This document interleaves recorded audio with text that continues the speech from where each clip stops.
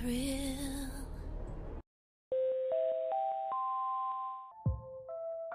Something I've always found interesting about video games as an artistic medium is that baked into itself is this tension that exists between artistic intent and expression and player freedom and agency. And I think a really great way of viewing that dichotomy or tension is through Mirror's Edge and Mirror's Edge Catalyst. I want to be very clear. I'm not about to sit here and, do a pros and cons list and compare these two games to try to determine which one is quote unquote better than the other. Frankly, I think both of these games are pretty good and they do a lot of things well, and both of them have some areas of improvements as well. The reason I want to talk about these games is because I think it's an interesting way of couching this conversation and exploring this tension that I described at the beginning of the video between artistic intent and player agency. These two games sit not at the extremes of each of these spectrums, so more so Mirror's Edge time over time favors the artistic expression route, whereas Mirror's Edge Catalyst tries to explore more of the player agency route. Again, they're not the extremes of each of these design intentions, but rather they're both equidistant from the center. So I want to talk about each of these games through those lenses and explore how these artistic decisions become the bedrock for the game design and what you gain from it and also what you lose. I think the key word I would use for Mirror's Edge is catered. Everything from the level design to the art design, even the actual lore of the world itself is designed and catered to revolve around the player. What I mean when I say catered is when talking about the level design is, as a designer, if you're building a linear level built on traversal, you're going to know where the player is coming from and where the player is going. So everything from the layout of the room to the sightlines of the room to the color coding of the room to where the pipes are laid to where the tiles are laid to the spacing of the doorways, everything is going to be built with the intent of you feeling and experiencing the room in a specific way. This means that in Mirror's Edge, whenever you encounter a space for the first time, 9 times out of 10, you are going to experience it the exact way that the designer wanted you to, because they were able to control so many factors of your encounter of that space. You will feel vertigo when the designer intended you to feel vertigo. You will feel rushed when the designer intended you to feel rushed. You will feel accomplished or badass when the designer intended you to feel accomplished and badass. One of the reasons they're able to do this is from what I said before. It's a linear game, so the designer knows where you're starting and they know where you're going and they know where you're going to end up. A couple of examples I found was when you first encounter the electric fence, there's a couple of things that happen in the exact moment that you as the player encounter the electric fence for the first time. One of the things is that the giant subtitles at the bottom saying something like "warning electric fence,"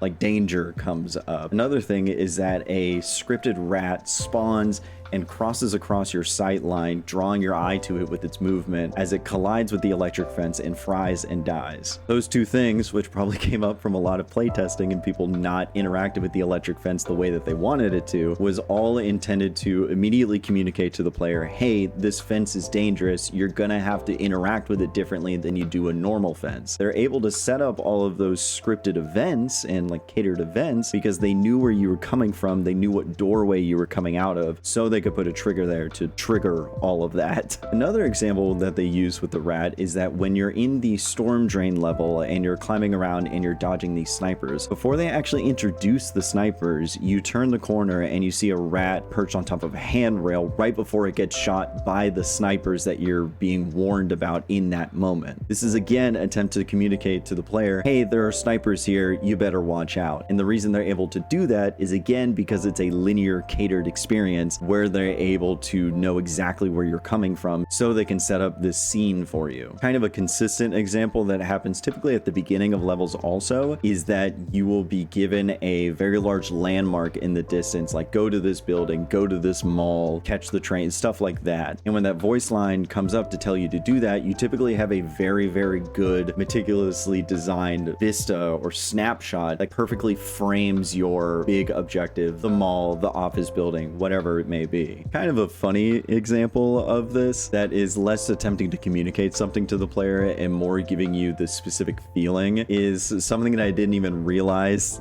was happening. Was, I think it's level 4. I missed a jump and fell a long way down, and you're currently being chased by all of these security officers for some reason that I can't remember right now, and you are hearing this banging on a door in front of you. Typically what you're supposed to do is you're supposed to just wall run across this gap and run straight by, but because I missed the jump, I had to take the ladder the long way up, and it took a while, so I'm hearing this banging for a long time. Turns out when I hit this very specific point after I climb up the ladder, the door bursts open and a security guard holding a shotgun points it at me as I run by. When I reload this checkpoint and succeeded in the wall run, thank you, I found out that again when I hit that very specific point much earlier this time, the door burst open and the man with the shotgun came out. The reason for this was again to communicate this very specific feeling or emotion within the player, and they're able to do that because of the linear level design of the game. One last example to kind of solidify my point that I'm trying to make is as you're climbing up the scaffolding, you slide under these obstacles, and as soon as you do that, a guard turns the corner and aims their gun at you. I don't think they shoot you, but they aim their gun at you, and they are perfectly positioned for you to drop kick them off of the building to kind of give you this little win and this kind of badass moment. So one of the reasons they do this is, like I said before, it's able to communicate very specific ideas or emotions to you. Another kind of bonus of this is that it makes levels feel incredibly memorable. So you remember the storm drain level where you go down this giant storm drain, cross underground, go back up. You remember the train level where you're climbing on trains and dodging all of these things. You remember the mall level where the level takes place predominantly in and around the mall. One of the reasons that these are so memorable and that they stick in your mind after you play them is because it is incredibly linear and also incredibly catered to you. On the flip side, one of the downsides to this is that most of the time people are going to experience this game almost the same way. I know that there are differences in,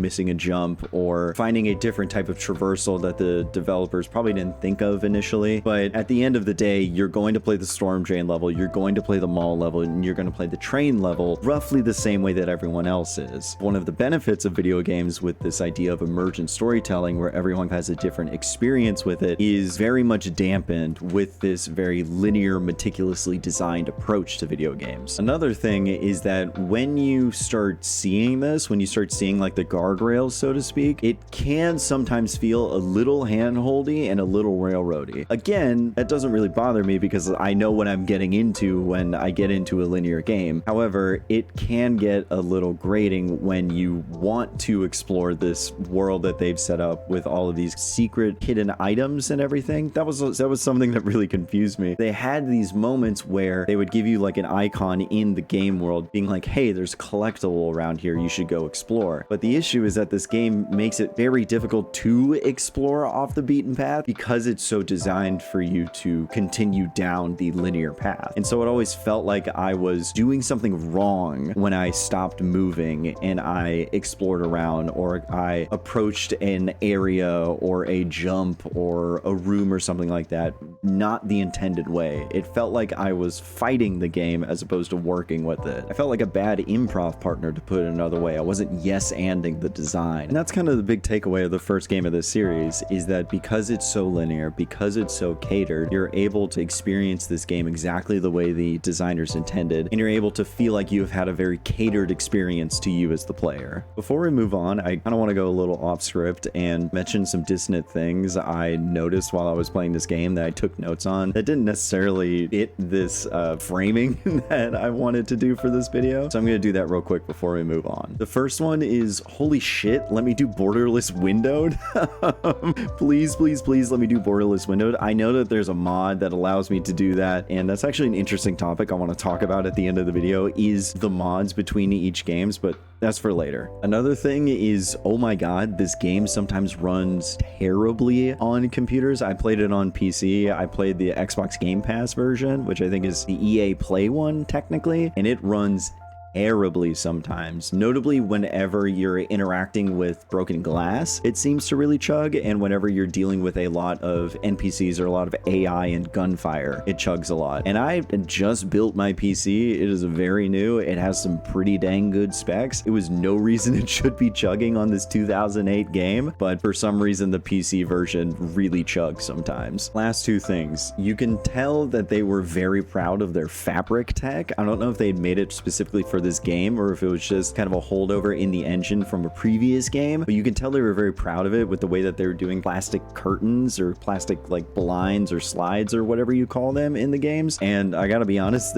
it's good that they're proud of it because they looked incredible. I was playing through the game and I ran by the first one and I was like, holy shit, that looked really good. And so I had to stop and like walk back and forth through it because I was just, there's no reason they should look that good. But I don't know, maybe it was just a holdover, something like that. Maybe they just figured it out for that, but their fabric tech was really good in this game. The final dissonant point before we move on to the second game is that I think the race game mode was an incredible decision. It was kind of felt like an obvious slam dunk to add into a free running game because the whole goal of free running is to get from A to B as fast as possible. Why don't you make a race and why don't you make leaderboards for it? And I just thought it was a genius, obvious way to increase the longevity of the game. And I think it was also a great idea because it lets you interact with maps differently because you're able to establish new routes in them. And I think honestly that their ability to do that, their ability to take a linear level that they designed and create these different pathways layered on top of it was the starting point for the sequel, which we'll see a lot of. This idea of creating a lot of layered pathways on top of each other. A new day, a new lighting setup. I'm never gonna fix it. I should put on my sunflower earrings. I feel like that would make the most sense for this shirt. Give me one sec. Oh, that didn't really change anything. It did for me. It did for me. And that's what matters, okay? This ain't about you, this is about me. We're talking about the games that I want. Okay. If I were to give a word to Mirror's Edge Catalyst the same way I gave the word catered to Mirror's Edge, I think the word I would give would be freedom. If I were to give a couple more words, it'd be attempt at freedom, or maybe a different way would be growing pains. Obviously, the biggest change from Mirror's Edge 1 to Mirror's Edge Catalyst is that it runs better. Oh! Had to get him to papa. I hate when games run bad. I hate it. The biggest change you'll notice whenever you start Mirror's Edge Catalyst is that as opposed to the first game, this one is open world. And I think it's within that open world transition that a lot of the criticisms that gets levied at this game are all rooted from. It's changed from crafted, catered, linear level design to more of a free-form open world design. When you transition a game or a game series from linear level design to open world, not only is that incredibly difficult, there is a lot of things that you have to change or account for because you're operating in an open world now. Obviously, a lot of this stuff is dependent upon the game and what genre it is and, you know, all of those things. But just speaking generally, there's a couple of things that you have to keep in mind whenever you transition into an open world style game. Just to list a few that I noticed. The first and most obvious one that you're going to notice is the way that the character moves and feels. One of the biggest reasons for this change, or an interesting way to conceptualize the reasoning for this change, is that because you're now operating in an open world, you have to think about omnidirectionality, which is a word I'm going to bring up a couple of times. Because as opposed to a linear level design from going from point A to point B, now you're thinking omnidirectional. You need not only the map to be able to be traversed in any direction, you need the character to be able to move in any direction. And typically you want the movement transitions to be a little bit quicker than you would in a linear level design. A real world example of this is a train as opposed to a car. It's a lot easier to turn a car 90 degrees than it is a train, safely, I mean. So you'll notice as you move Faith around that she is a lot easier to switch directions and stop your momentum and immediately turn around. A lot of those things to facilitate this omnidirectionality that you need to have for an open world to kind of feel good. Another one is potentially the moveset, and this is something that Mirror's Edge Catalyst does. The moveset is a little bit different. It is annoying that you have to unlock stuff. I know, I'll get to that later. Obviously, the biggest moveset change is the launch. In the original game, you had to approach a very very specific set, or I think a handful of sets of these almost stair-step-like objects, and then when you press the right bumper, Faith will do a launch animation that shoots you into the air a great height. However, in Mirror's Edge Catalyst, they allow you to do it now not on these specific sets of boxes or staircase objects. Rather, you're able to do it on basically anything that is the appropriate height. All you have to do is press the right bumper and continue holding it down, and then Faith will do a leap upward similar to the launch from the first game. I thought it was a fantastic change, and I found it to be a good example of something that sequels typically do or strive to do, in that they take mechanics or ideas or concepts or things like that and they iterate or riff on them in the sequels. This launch is obviously an evolution of what they had in the first game. Now they've looked back at it, revisited it, and improved it. Another thing you have to change when transitioning into an open world is the navigation. That's why the runner's vision is a lot different. They didn't really need to contextualize and like weave it into the narrative of why you have that, but anyway, basically because you're operating in open world now, you're not really able to funnel the player as you're normally able to in single player games, so you can't lock all the doors except one specific one and have all the sight lines and lighting and everything kind of direct the player to that one thing. Because if the player is in that area and the way that they need to go is not through that door because it's a different mission or side quest or something like that, that's going to really confuse the player. So instead, you have to lean a little bit more away from the actual level design guiding the player, and you have to lean a little bit heavier on the navigation system. That's why the runner's vision feels more handholdy, because it has to be. At least for the type of game that they were wanting to make, it has to be. Of course, there's a great deal of open world games that don't have as intense of a navigation system. That's because they're going for different things. Maybe they want the player to explore more, maybe they want the player to feel lost, things like that. This game wants you to go fast, it wants you to enter into that flow state, and it wants you to feel like you have a mastery over your environment with the way that you traverse it. And so they need you to have a little bit stronger of a grasp of where you're going so that you can plan your route better than it would be in some other open world game. Something that's interesting to note about this is that this goes into the discussion I had at the beginning with player agency and catered to, is that with this desire for more agency, you're able to open up the map and select any point on the map, and the runner's vision will appear and path you directly to that point. In terms of player agency, this is really cool. You're able to basically select anywhere you want to go, and the game will help you get there. In terms of that catered experience that the first game was going for, though, this is not as good of a system for it, because potentially the route, because it's being set up by a computer, is not going to be taking the player through the most aesthetically pleasing route, or through the most dramatic route, or the most exciting route, or the fastest route. It's any number of reasons. I know I'm talking a lot about the navigation system of this game, and it doesn't seem like a big deal, but I think that this transition of the runner's vision is really emblematic of what I was talking about with that dichotomy, that tension between player agency and artistic intent. I do have other points though, so we'll move on from this. Something that's obvious and easy to explain is that they had to increase the actual speed of Faith herself. This is of course because you're operating in an open world now. The spaces are presumably going to be larger that you have to traverse, and so they just need you to be moving quicker. And this is honestly kind of a dramatic change. You can even see it when you do a side-by-side of crawling through the vents in Mirror's Edge 1 and 2. You can see in Catalyst you're moving significantly, markedly faster. Could you make the argument that as the video game industry was maturing, as Mirror's Edge Catalyst was being made, and they knew a little bit more about player engagement and entertainment and things like that, that they sped up the movement speed of the characters so that you felt more engaged, to increase some sort of metric that they have on the back end? Maybe, but there at some point the analysis has to end and the video has to go out, so we'll move on. One that's a little bit more subtle, and I probably wouldn't have noticed if I had not played these games back to back, was that the art style is a little bit changed. If you do a side-by-side, Mirror's Edge 1, it is significantly more monotone, is significantly more whites with the iconic striking colors of the blues and the yellows and the reds. Mirror's Edge Catalyst keeps that same visual theming, but they add a lot more variation to each of the vistas. This is again because they transition to an open world. You can't have the entire open world that you're traversing all the time and existing in all the time be mostly one color. It looks good in a linear level because you're able to contain it all and you're not thinking, okay, this is the entire city that looks like this. But when you're traversing an entire city block or a rooftop or something like that and everything is white, it gets a little bit boring visually, I mean. In addition to this, it also has a mechanical and design reason. It's because, you know what, the player getting lost. Yes, you can make the argument that Mirror's Edge 1 solved this issue with having those large landmarks like the mall that I was talking about, or the giant news building or something like that. But because this is an open world, you're not able to control how the player is going to approach these areas. And so you need the actual areas themselves to be distinct from one another. And it needs to be kind of laced throughout that entire area so that by looking at it, you're able to know, oh, I'm in the financial district, or oh, I'm in, you know, the docks or something.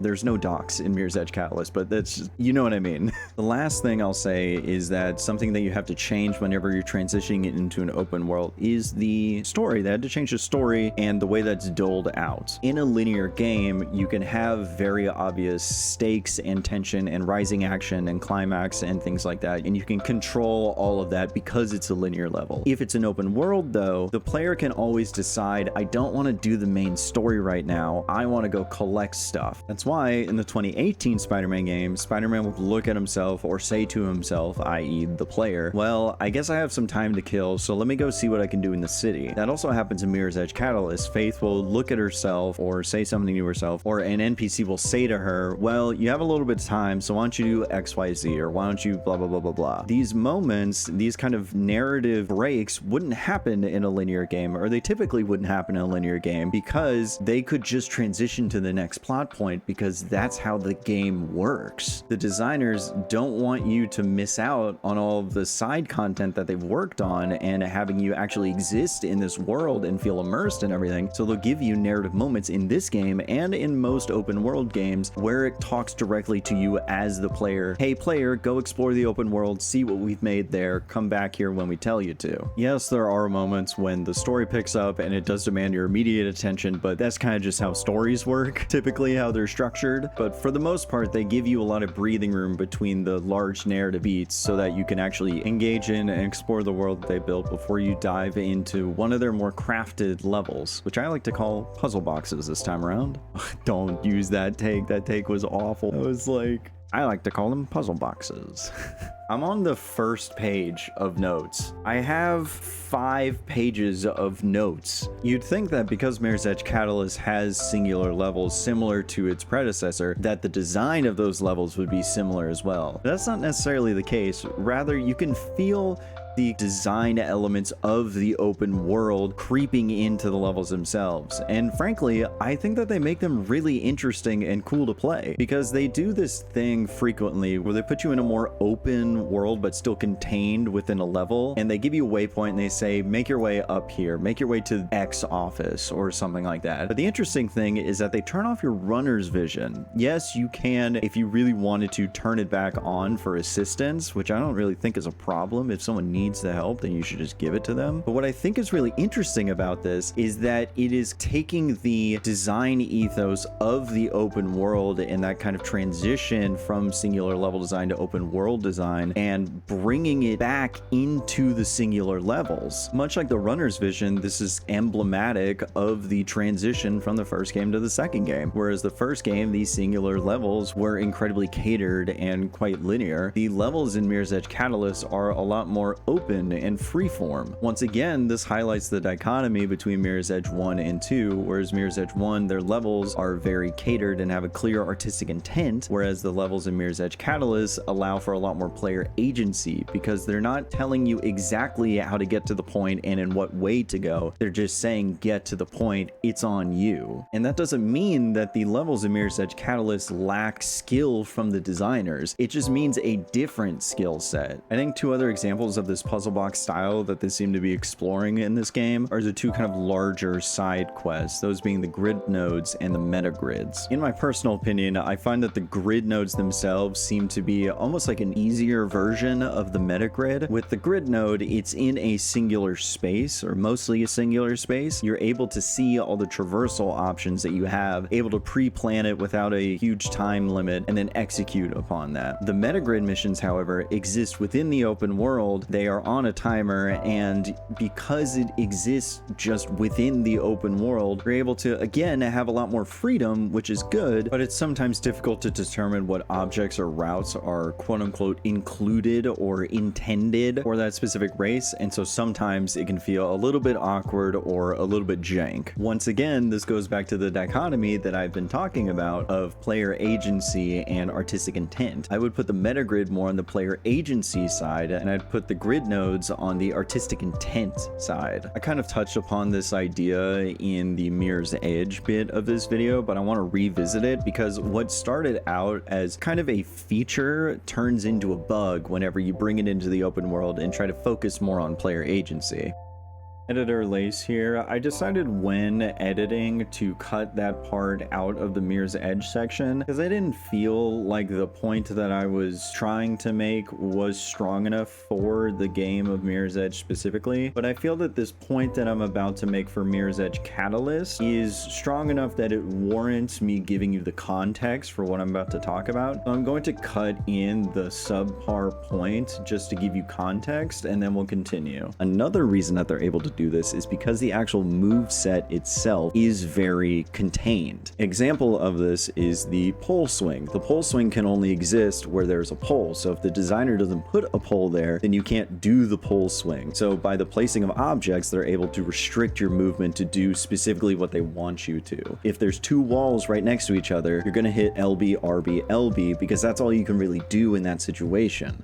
Again, you can see the point that I was trying to make, but it wasn't necessarily strong enough for me to feel confident to stand behind it. And so we're only going to use this as context for what I'm about to talk about in relation to Mirror's Edge Catalyst. That idea being that the movement is so contextual to the environment that you're existing within. Again, like I said, in Mirror's Edge, this could be seen as a good thing because it allows the designers to very much cater the experience. You know, when you see a almost stair-step stack of boxes that you're going to be launching over it implicitly. However, because in Mirror's Edge Catalyst, they try to give you as much freedom as possible, the contextual moveset that you still have starts feeling a little bit more restricting than it did in the original game. This is again one of the reasons why they revisited the launch mechanic. It's to give you more of a feeling of freedom. However, again, it is still contextual to what is around you. You're not able to just launch at the press of a button. You have to be relying on a designer or an artist to have put an object there that is the correct height for you to launch off of. So again, they're attempting to give you this feeling of player freedom and this feeling of player agency, when in reality, you are still incredibly reliant on the designers to feel cool or to move around the environment as you want to. This very contextual movement brings into a few more points I want to talk about. One was the GTA style heat system that you have. Essentially, as you're traversing around, there are enemies that you can encounter and cameras can spot you, and this triggers one of two things. One, it can lead to combat, which you're most likely to avoid because combat in these games have never really been the best and it's not super improved here. I can see what they were trying to do, but frankly, I just try to avoid it whenever I can. The other thing it could lead to is a chase, and so basically what happens is that you start getting chased by drones and helicopters and things like that, and you are attempting to evade them to reach safe houses so that you're not captured and a game over happens. The reason that this is connected to the contextual movement issue that I was talking about earlier is that you're not really able to feel like you as the player are running away from them and to feel like you as the player are outsmarting them like you would in a GTA game. Rather, you feel like you're running a route or a race that's pre-designed. In Mirror's Edge 1, that wouldn't be a problem because that's kind of what the game is built around. But in this game, where it's attempting really hard for you not to feel like you're running routes and that everything is preordained, it feels a little incongruous, and is incongruous work in that sentence? Yeah. It feels a little incongruous with the open world design and this emphasis on player agency and freedom. To go further into that route concept I was talking about, that's what this game feels like. It feels like a great deal of routes going different directions stacked on top of each other, and you're choosing as you're running around what route you want to go on. Because there's in most cases one way to enter a district, they want you to exist in and move in it frequently, so you're going to be running the same ground over and over and over again. In theory, theory, this is supposed to make you feel like you have a lot of mastery over your space and eventually not need the runner's vision. In actuality, what this feels like is that it starts feeling like the game overall gets a little bit more rote than the original does. Because in the original game, if you're doing an initial playthrough, you're only ever interacting with a certain space or environment once. In this game, due to the nature of it being open world, you're interacting with the same space over and over and over again in an initial playthrough. Something that was intended to counteract this, which I think worked really well for a time, was a lot of player-made races. This was really interesting, and I think was another idea that was taken from Mirror's Edge and riffed on and improved in Mirror's Edge Catalyst. This idea that players are able to chart their own races and upload them, and people can interact with them and get better times and raise in the leaderboards and things like that. However, the big issue is that the servers are down, and so the only way you're going to be able to get races is, I think, through mods. My final point before I get to more of my dissonant notes like I did in the Mirror's Edge section is I want to talk about the unlock and upgrade system, because I feel like you can't really talk about Mirror's Edge Catalyst unless you bring up this change. They take a lot of the moves that you had at the base original game and they put them behind an unlock system that you have to unlock over time. In actuality, frankly, you unlock everything you need to unlock fairly quickly, so it's not too terrible. However, the concept of this and the way that it changes and morphs the open world is a big deal. If a specific traversal option is only accessible from the unlock screen, then it is very difficult for you to be able to design the open world for the player to require that traversal option. I think this is also one of the reasons why the open world near the end of it feels incredibly rote. It's because as you're progressing, you're unlocking way more movement options that the open world cannot account for, because they don't know if every other player that goes through that space is going to have those unlocks. The only ones that they can account for is the ones that you unlock through the progression of the story, and really the only times you use those is to unlock new zones that pertain to the story. However, because more of the more interesting traversal options are locked behind this unlock screen, the open world suffers for it because the designers can't guarantee that you're going to have it. I want to get into a couple of dissonant notes that I couldn't really couch into this discussion. The first one is that I was really bummed out that they removed the horrifying death crunch that was in the original Mirror's Edge game. I remember playing the original Mirror's Edge, and whenever I first missed a jump, I heard the wind pick up, I heard Faith start breathing rapidly, and then I heard this like sickening crunch onto a black screen, and it was just horrifying. But a part of me tied that very, very strange and grim death sound to the game franchise and the identity of the game, so I was a little bit bummed out that they removed it. I understand why, I just am a little bit bummed out. The next thing I want to say is that Faith's voice actress is incredibly good in this game. I found that she was able to really accurately portray this like aloofness with this pain and this like guarded sense of individuality. I found her to perform to be really compelling in this game. My last dissonant note is a little bit larger. It's mods. I've kind of referenced them here and there, but I want to actually dive in and talk about them. Yes, both games have mods, but what's actually interesting is that the mod community seems to be way more active for the original Mirror's Edge game than it does the Mirror's Edge Catalyst, and I think I have a pretty good idea as to why. The first one, which I think is a little obvious, is that the original Mirror's Edge level editor I found to be a lot more accessible than the Mirror's Edge Catalyst one. Accessible in the sense of like I could find it really easily. The next one is that in terms of mods and level packs and everything, it's a lot easier to make something for the original Mirror's Edge and tack it on to the end, because you don't have to think about how it all connects and interweaves with this already pre-made open world. You can just tack on a level at the end, and in a menu click play on it and play it and end, and it goes to a black screen and you're back at the menu. When you're making additional content for an open world, you have to think about how it fits in, if it's cohesive with the open world that's already there, how the player's already going to get there, all of those things. It's a lot more difficult than just tacking something on at the end. Overall, I hope I explained this concept and dichotomy of player agency and artistic intent with these two games. I think, again, they're both really good games. I think they have their strengths and they have their weaknesses. I think as I was playing these, I came up with a, not mantra, but way of conceptualizing these two games in my head ahead, which is that if you're playing Dungeons and Dragons and one dungeon master has a very strict story that they want to tell, and they're going to tell it, and these are the characters that you're going to play, and it's an incredible story that you're experiencing, but it's not one that you have a whole lot of input in. Whereas you have a dungeon master that is a bit more freeform. They know what plot points that they want to hit, and they're going to get you there somehow, but the route that you take to get there is more driven by you as the player. In both scenarios, both dungeon masters are very skilled at their craft. It's just that the way that their skills manifest are different. In the end, though, I think that both of these games are incredible. I don't think we're going to get a Mirror's Edge 3, or if we do, it's not going to be anytime soon, but I think these games do a really good job of exemplifying two core design principles, one of them being rigorous, structured, artistic intent and design decisions, and the other one relying a lot more on player agency.